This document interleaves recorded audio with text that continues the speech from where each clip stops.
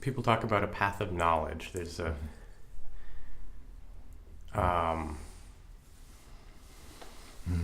there's the karma yoga.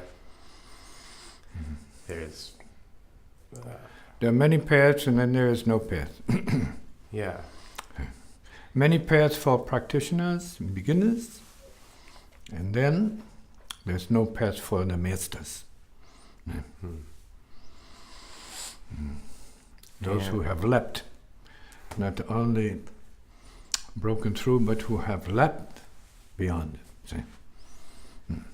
It's in the leaping. See? Not just hearing about and passing back and forth and conversing about and studying about. That's for beginners. It's like just playing your basic scales. See? It's necessary in the beginning.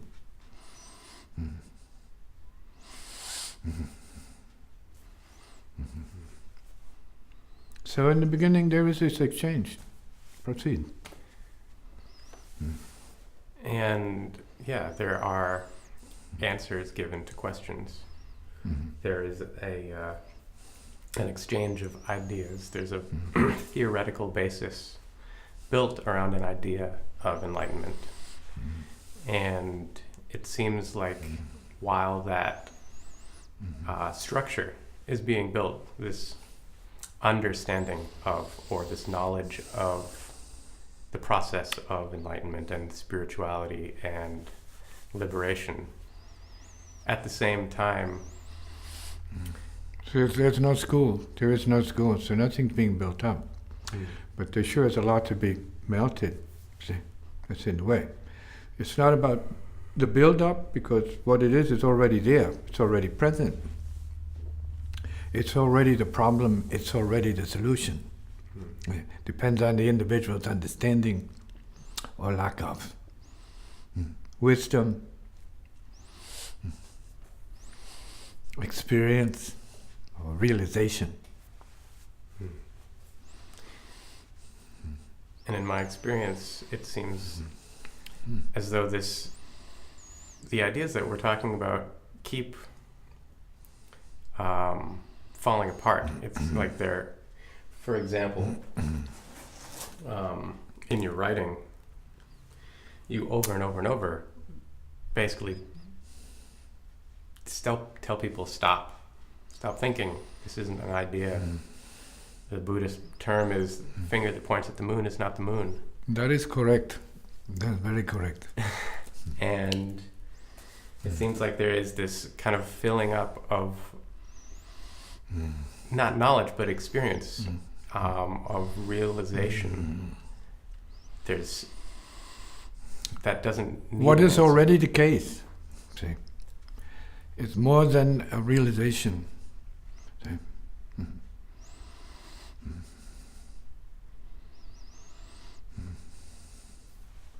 It's all about the movement of the machete and what the machete can cut through. See? Some need 2 machetes. Or they need all the help they can get. See? There's so much to cut through. See?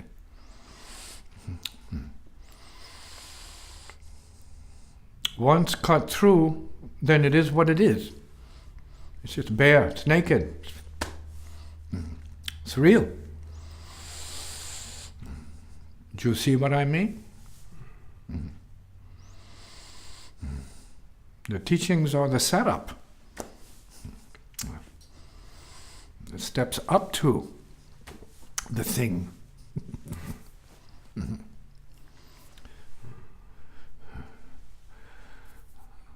Which you need to enter for yourself. In order to know what's in there. What's in there up there, it's in here. See, there's a direct link between what's in here and what's up there, so to speak. See? Very good. It reminds me of the quote from you from years ago that you gave to my brother, the scientist. You can't put it in your pocket. You can't know it. This isn't an idea that you can have and keep. In other words, what it is sublimely and supremely subtle. So subtle it doesn't exist. Yet so powerful, that's all there is.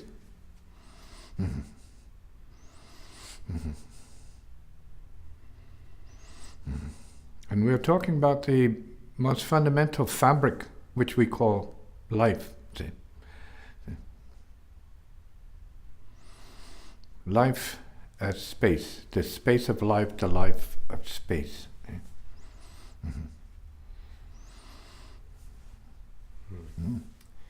And even as we're talking right now, those ideas are not ideas. Yeah, you use the word living word. This is it's not it's not simply the word. There is a certain reality that is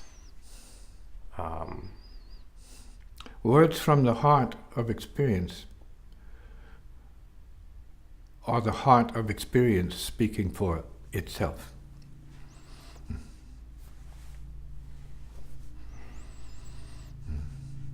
You like? Good. You take.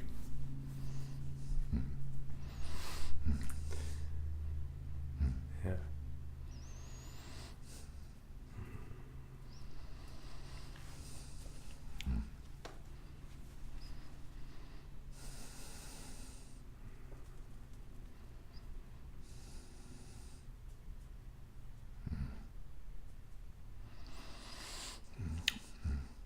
The question is then, who is this for?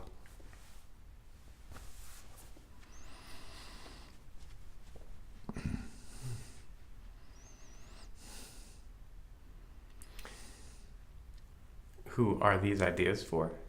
Who is this language for? Who are They are not ideas only. It seems as though Who is this sound for? This is sound. Who perceives and understands this sound well enough to use it properly?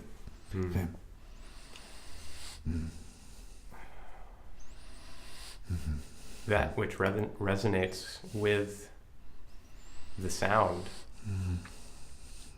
Well, you used the term last week, the quote from the Bible, give what is Caesar's to Caesar, give what is God's to God, something like that. The sound is for the sound. In other words, give what is sound to sound. We talk about sound to sound. Who comprehends that beyond their machinery relative to the intellect? See? Which doesn't by itself hear sound as sound. It may hear sound as anything and everything else, but what it is.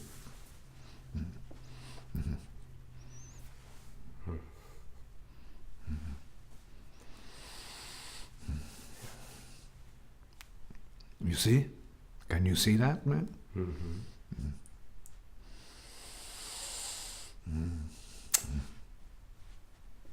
We see together. One eye.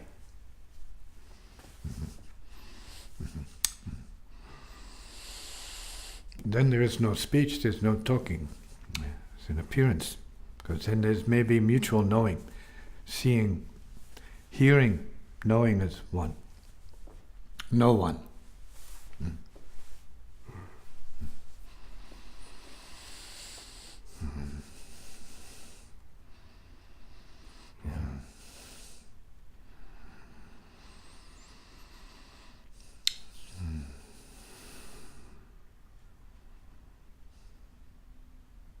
If you please.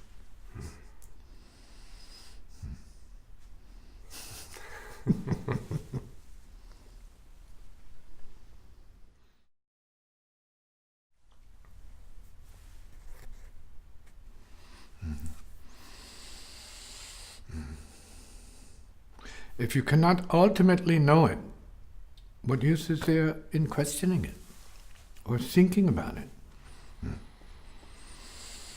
Wouldn't it be better or easier to know it if you stop thinking altogether and allow whatever it is to reveal itself to you? See?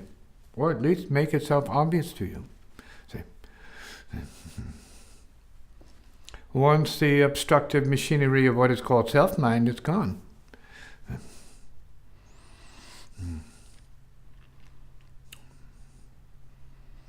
And then there could be the knowing, not the thinking of quietness, silent absence, voidness.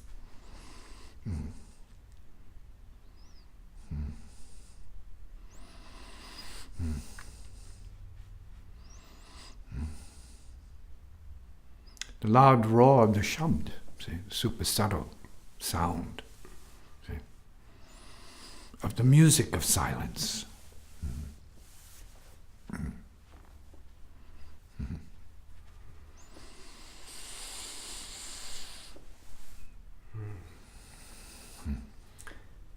And silence is not any form of suppression. It's not a word, even though it seems like it's a word. Silence is beyond word. See? It's what is left, or what is beyond everything that appears. See, the basis, the true basis of the whole thing, see, is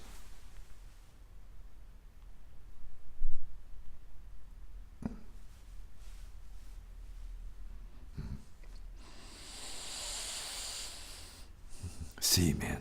Very sí. Yeah. Mucho. Grande. Deep.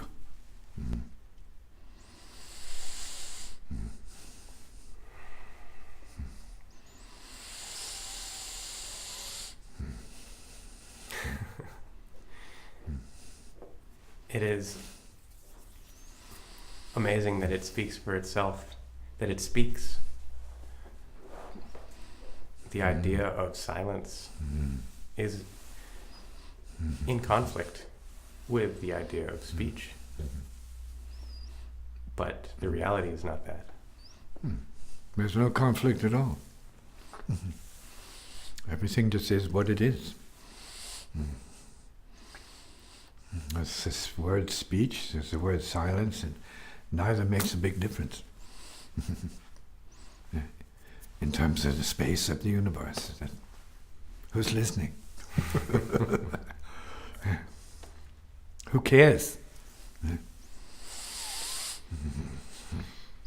So you have small care between individuals, and you have the huge care between planets, solar systems, intergalactic communicational reality, which is what we are. Opened to what it is.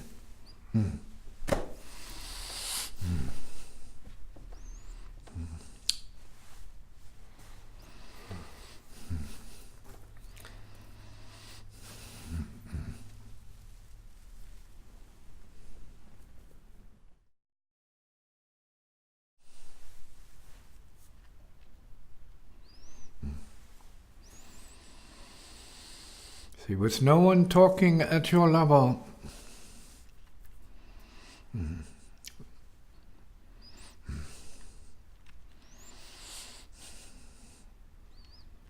you can go beyond your own mind. You see the lips moving. You try to hear and understand.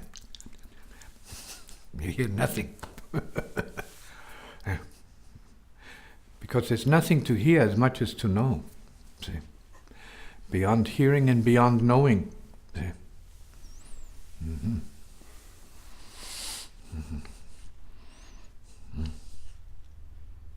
How's that?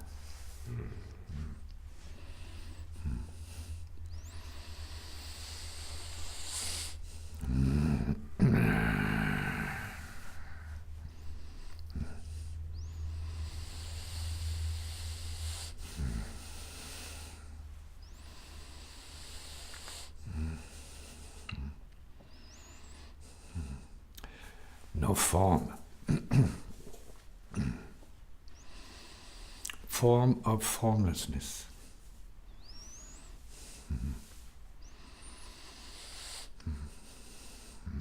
Nature of emptiness, light beyond appearance. Imagelessness. Identitylessness. Emptiness. Clear. Continuum. Boom. Gone. Established, stabilized, good practice for the moment.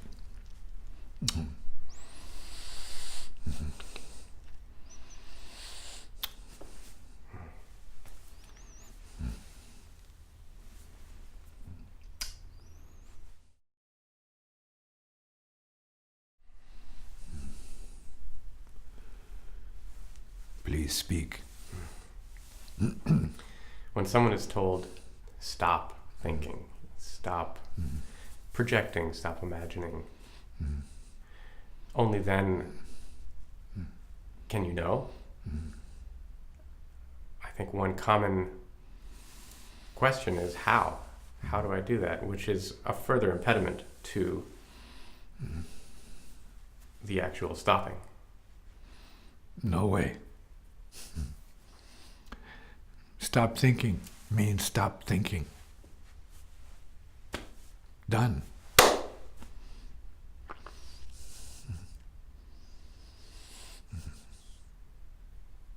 For real, impediment gone. Self is the impediment that doesn't want to yield away. Because the mechanism itself is clinging to everything. The perceptions, creating memories for itself. That it begs at a certain point to be free of all of what it created. It wants to be free of itself.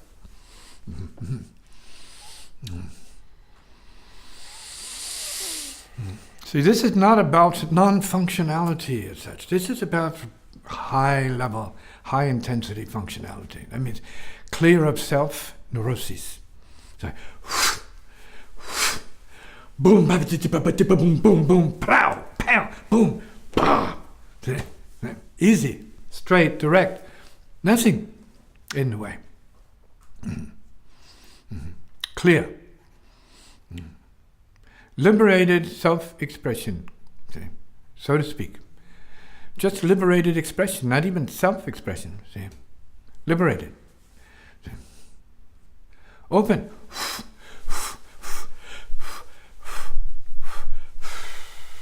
Both ways.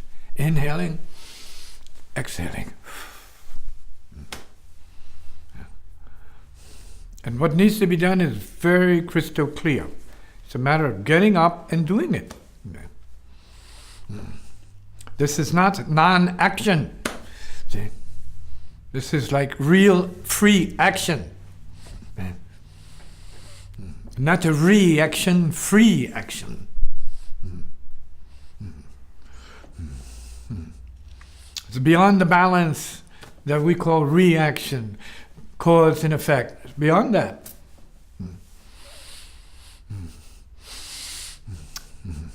Gone.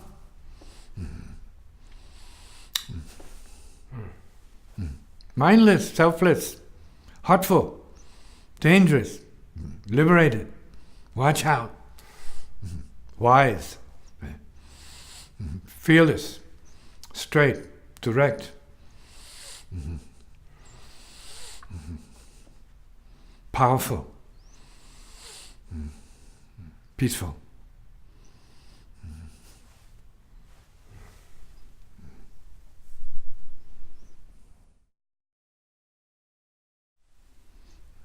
Amigo, you are still here.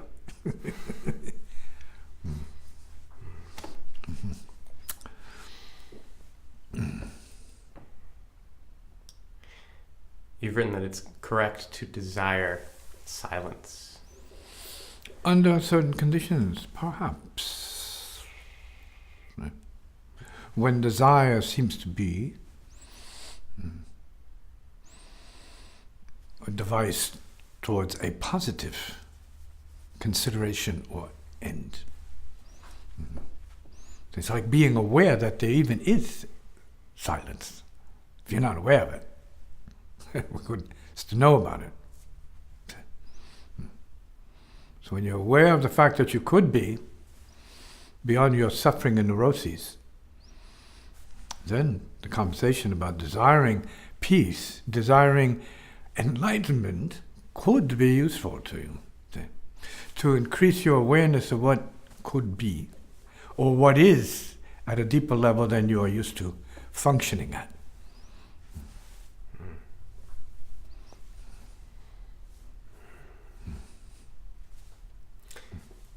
But silence does not desire itself. It doesn't. It's complete. And there's no silence. And there's no deal.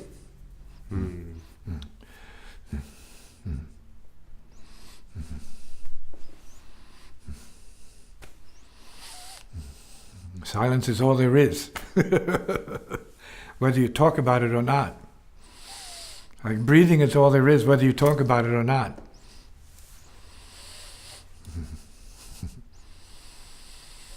Being is all there is, whether you talk about it or not. Reality is all there is, whether you talk about it or not.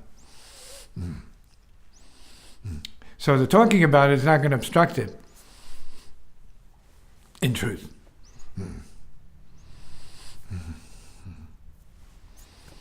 But for people who haven't got a clue what it is, talking and not talking about it is an issue.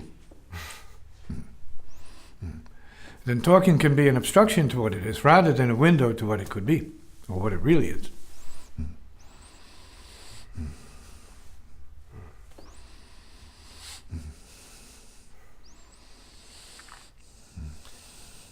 Seems like, in that case, a teacher is a very valuable thing to have shown up. A teacher in that case needs to be non-obstructive. To be a window, a clear window, or a clear mirror. See? In both cases, to show individuals what they need to get beyond, what they need to see for real. See? Beyond themselves and their suffering. Step closer then to what the heart is as the universe. What the universe is as the heart.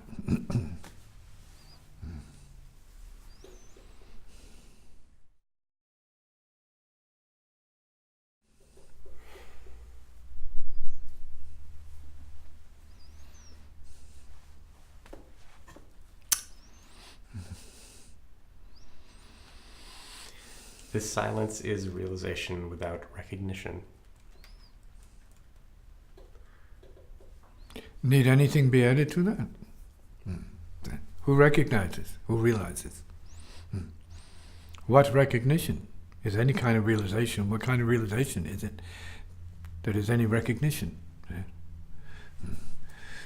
The silence as what it is, as it is, need recognition or realization?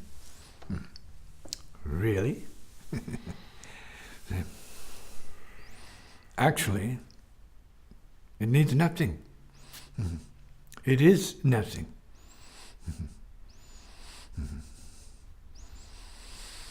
At that level of deep resonance with what silence is, it could be realization. It could be realization. It could be realization beyond realization. Who's willing to be that real?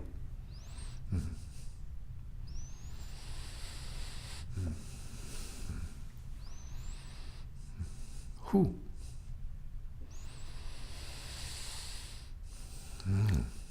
Can you tell me who?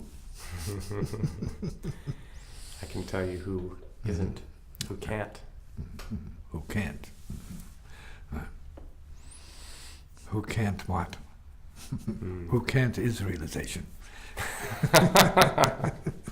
Already, see. Mm. Who can is also realization already.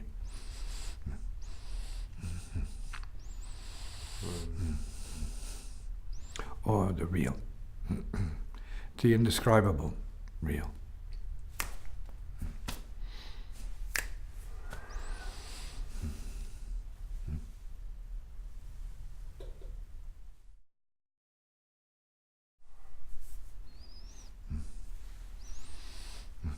Once you reduce what it is to just words, you've made it a problem. It's not a word. It's beyond word.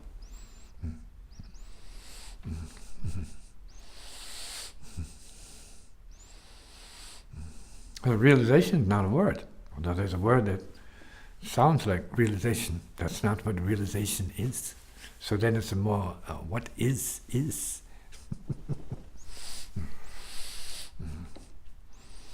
And it is beyond realization. It's beyond conception, so it's non-conceptual realization, which then leaves you like this, and your mind like this, gone. Incomprehensibility. It's very good. Closer. Student says, Master, I can't comprehend. Guru says, teacher said, very good. Closer. But I don't know anything anymore. Very good. Better. Nothing to know. So know nothing.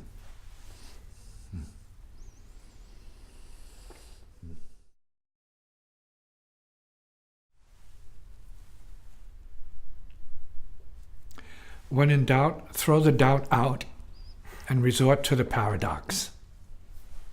Good practice.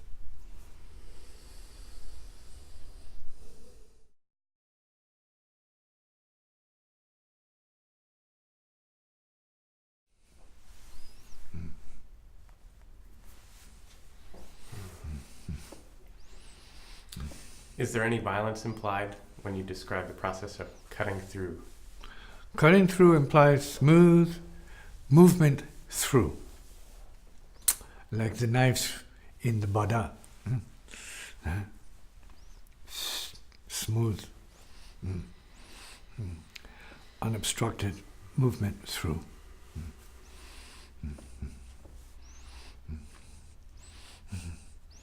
Say cutting through, yes, cutting is good. Master cutter, slicing through stuff. Yeah. It's not about violence, it's cutting. Cutting is what a surgeon does in order to heal you. He has to violate your status quo. Cut in to free you from your suffering. It's a good cutting. It's not about violence, it's about liberation. So it's a cutting of liberation. Cutting through the passing through barriers, obstructions, pain and suffering that are self-created mind forms, emotional forms, negative emotional forms, caked all around us from our habit of being negatively emotional. And clinging to it, so we have this huge suit, thick suit of negative emotion around us. It's 1,000 pounds. Needs to be cut through or blown up. Out.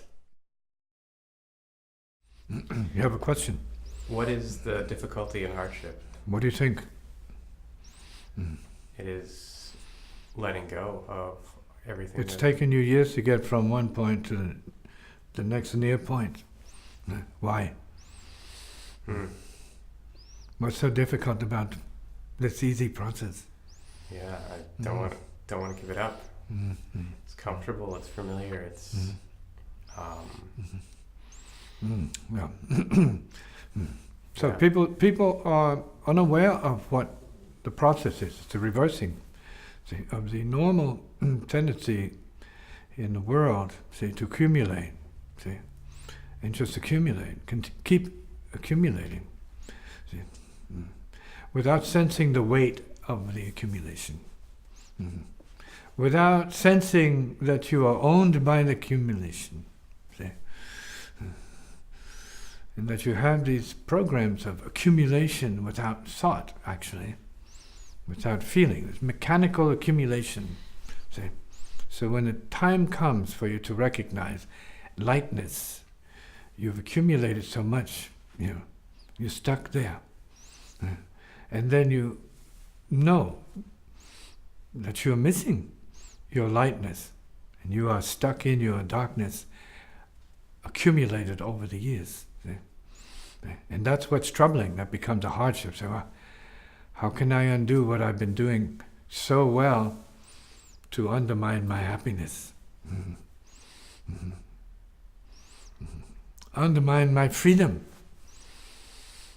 Undermine my health.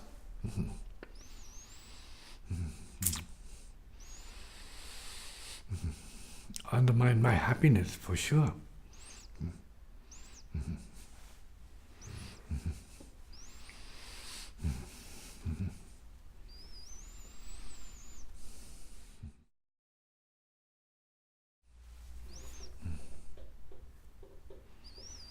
See, many die from the burden of their accumulations. See? They don't know they're killing themselves, whether it's accumulating something that affects the breath and obstructs the breath, see? Or something that is obstructing the free expansion and contraction of the emotional body, see? Obstructing the emotional flow and release and its self-regulating sort of nature. See? And people are not aware of the fact that there are memories that they need to sort of release. And we're talking then about obstructing, because of accumulation, obstructing the causal body, the cause and effect body, the time body, see, of your nature, your being, see, your memory, time track, past, present, and future, which is being created by the past karma.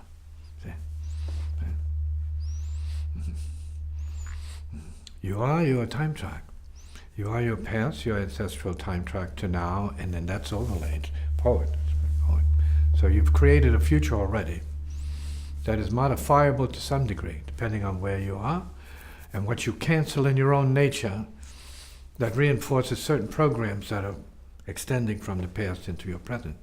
See? And just being extended as they are, for the most part, forward. See? So the habits are pushed forward. See?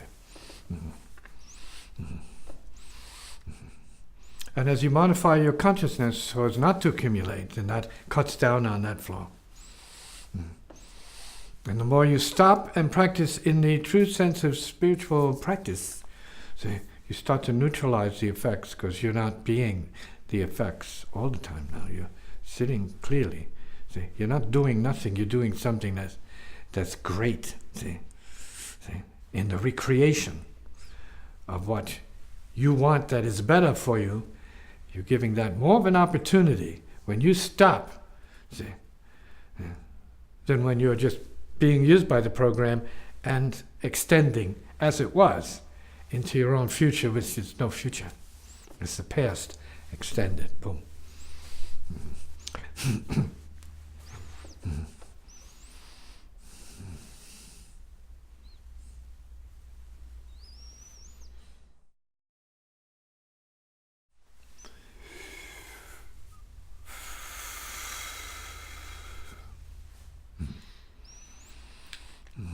Is a teacher required for a student to make their way through the lower realms and then to be released into higher consciousness? I don't know if the word is required, but useful, to say the least. Yeah. I was born into a system of teachers who didn't see themselves as teachers. They were just family who were experienced, see, in the wisdom path of, let's say, the ancients. See? And they had a definite edge, right? And an advantage beyond most people because they would really walk in the wisdom and talk in it. Mhm. And they could see what other people couldn't see, and they could hear what other people couldn't hear. Mhm. I was born into that, so I have to say to you, I don't know anything that's better, depending on where you are, and easier. And everybody looks to somebody for guidance. So put a formal teacher aside. Everybody's looking for information everywhere. See, through the media, digitally, conversation, who knows, why, boom, boom, boom. It's normal, see, to seek for guidance and to turn to authorities, to turn to the media for what's true or what's not true, see? Turn to others for what's true or not true. Everyone has people they turn to for a better or higher fix. Everyone has their own, we would use the word, their own teachers and their own teaching, their own authorities. Everyone does. There's no one without it. Whether you're talking about generals or politicians or doctors or lawyers, they're the teachers. The authorities are everywhere. But on the other hand, the spiritual guidance is not like that exactly. It's not about them being authorities. See, they may be veterans. Say, oh yes, I've walked that. You want to see? Want to know a little bit about that? Yes, can show you. Then it becomes an issue of walking together. See, not someone standing over you, talking down to you. They're not native in this sense. Native is ear to ear, heart to heart, say, mind to mind. Yeah. Basic walk. You get what you can get. Elder's not interested in dominating anybody. Domination is not their game or interest. See? These people who are elders are the most humble people, so they're not going to be standing over you. You're going to be standing over you. So there's no guru in the traditional sense, and there's no master in the traditional sense, except the native way, which is more heart to heart. See? And some are more expert and experienced, and so they get the respect from their experience. They do it easier, more easily, see? More gracefully, more openly, more spontaneously. So they get credit for that. It is seen how they work, and people are drawn to that because they want that for themselves. Comment now. Yeah.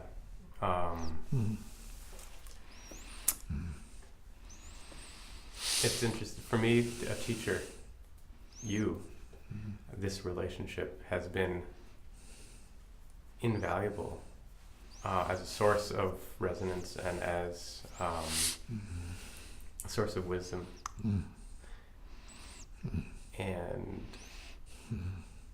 And the way it can be.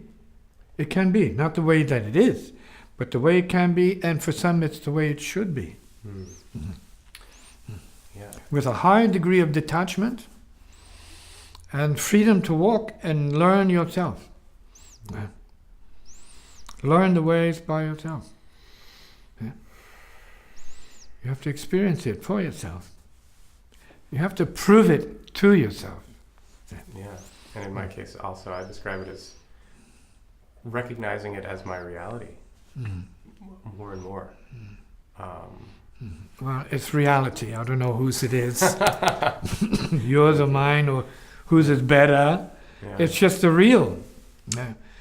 But it's ever deepening. So the real is not the real. The real is the real, but it's not the real. See? And so you have to bring in the nature of paradoxical intelligence in order to be safe, not caught up in your own experience, as you say, or the own experience, unless it's the ultimate own experience of transcendent realization, beyond realization, and it may be useful. So it comes to zero, nothing, poo-poo.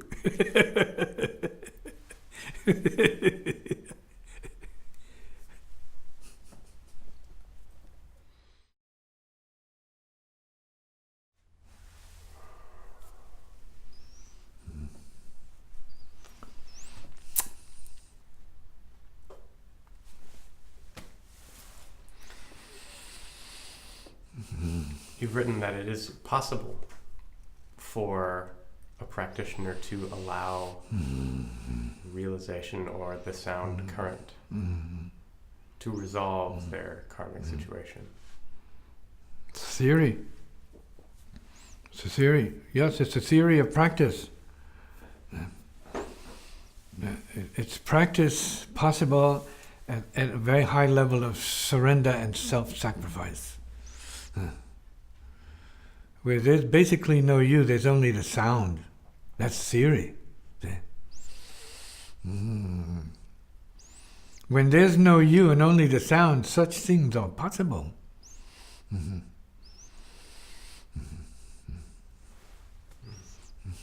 that's before. We can say, well, the sound is universal and it's everywhere with everybody. We say, yeah, that's a certain level of sound. We are sound.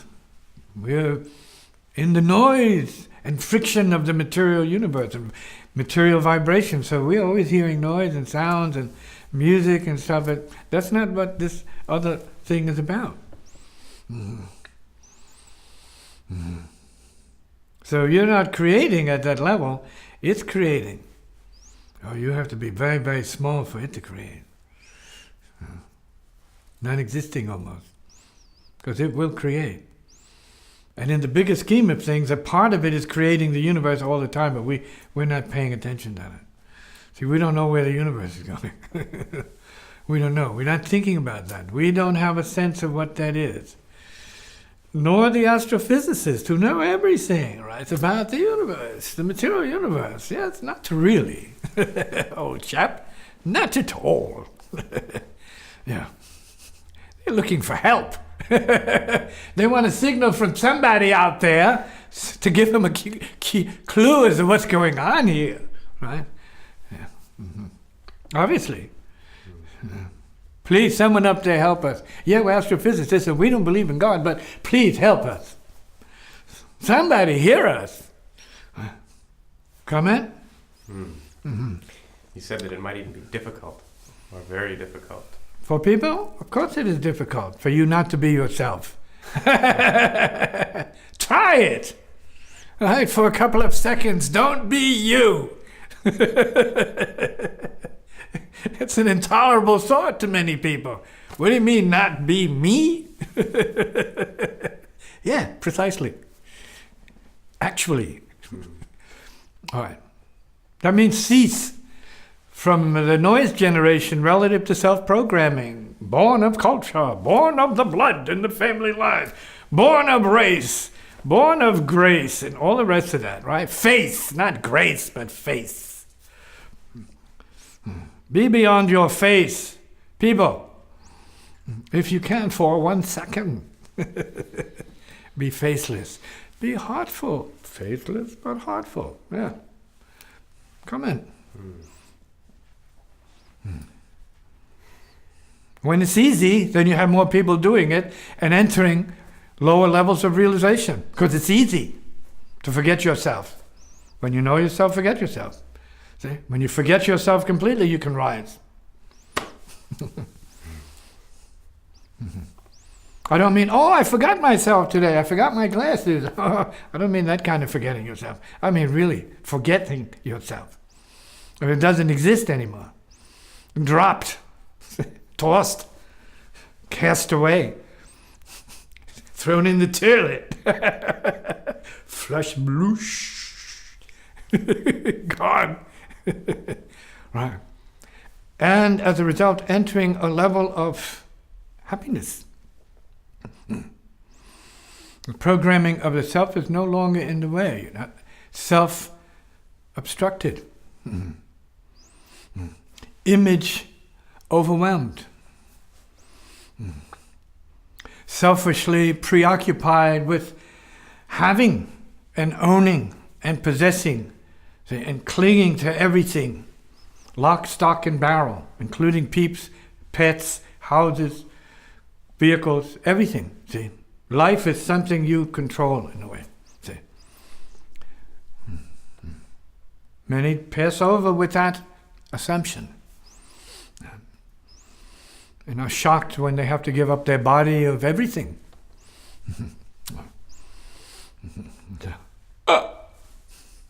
Wait a minute. Wait. Roll the tape back, please. Somebody. I'm missing something here.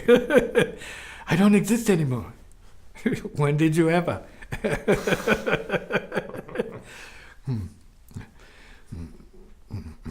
Comment.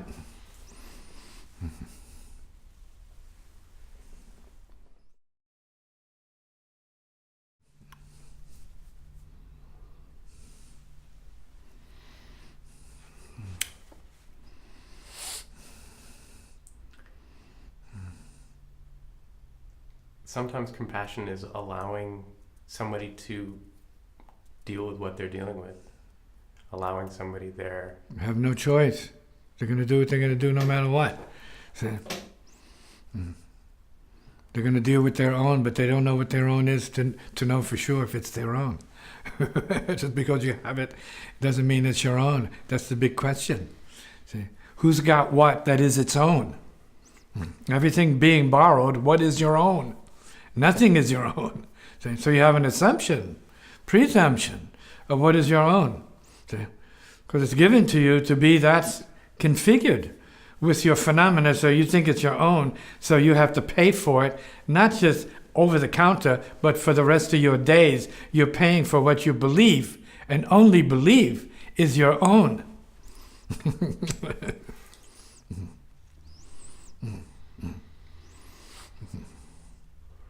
Because none of it is your own. Everything you have is perishable. So what is your own? People realize that they have children, all of a sudden children are gone. They're not their own anymore. It's a memory. Boom. What happened to my child? They're gone. What happened to my dog? Cat? Boom. They're gone. What happened to my mother? What happened to my family? They're all gone. What is this? What is this? What's going on? They're all gone. They're not yours. What happened to my arm? My arm is gone. My legs are going.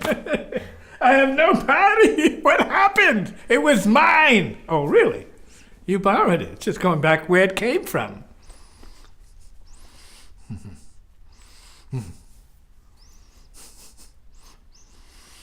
Don't mean to disappoint. We need to keep the lines clear. Otherwise you incur more pain and suffering, more confusion and delusion. See? Or perversion of perception. Believing that what's yours is really yours. No, it's all borrowed. See? At best, you put it to good use and maybe bring some happiness to yourself and your people. Maybe. But even that is borrowed. See? And your body's borrowed, and you have to give it up. All of it. It's called death. Death? I'm here! You ready to go?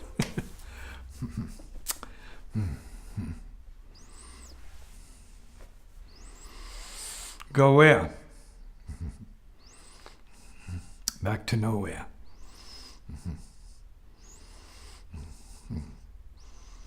The great mystery is present and most definitely at that moment.